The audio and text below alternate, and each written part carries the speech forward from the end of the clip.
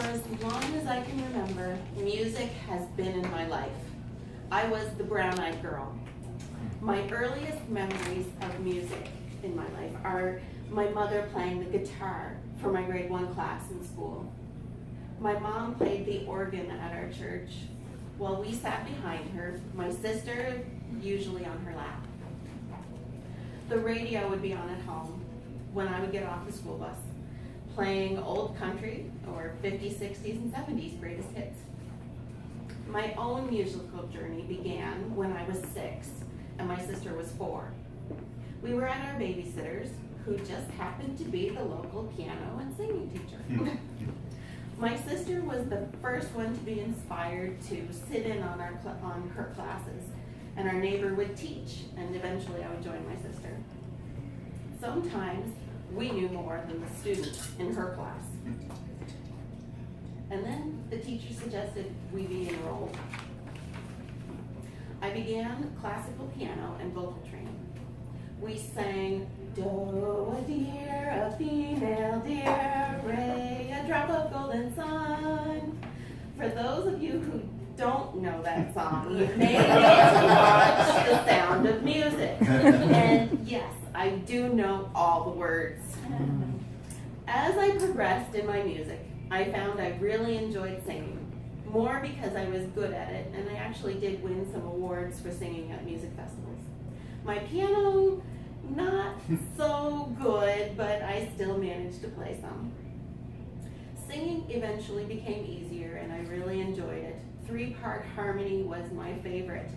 You have the melody, then you have a higher or lower singers to create the harmony.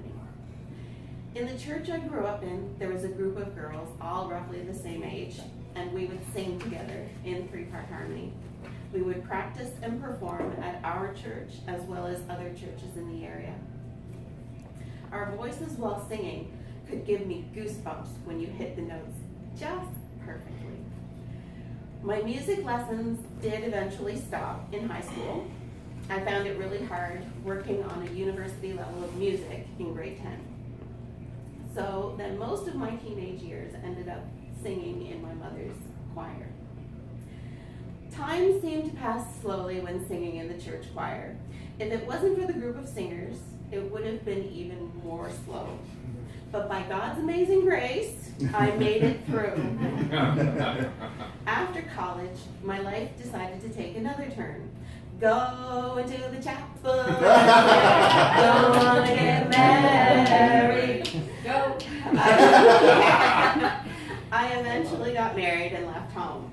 That meant another change in my singing and my piano playing. I no longer had a choir to sing in, and I no longer had a piano to play. After a few years, my husband and Ronnie and I welcomed our son Thomas. My music once again changed as I tried remembering the lullabies that my mother used to sing to me. My mother occasionally sang, "Rock-a-bye baby on the treetop." She used to sing that one, and another one that she sang to me and my sister was "Rockin', rollin', riding," and it was about a train, and I don't know if any of you know that one. There was another one my mother used to sing to us, and I actually believe she made it up, and it was always one of my favorites, and I'm not even sure if it had a name. That melody still flows through me today. With much growing and adjusting, I found a church in the area to attend where my son likes to go. I tried out their choir, but my son was running rampant through the pews, so that didn't last long. That and the choir gowns were really hot. Eventually, their pianist retired. Guess who they asked to take her place? You got it, me. Music has always been really important in my life. My grandmother recognized this as she was dying and gifted me a piano. After 15 years of marriage and an 11-year-old son, I now have more music in my life. I have my own church choir, and I play the piano and organ for, and there is music every day. Mr. Toastmaster.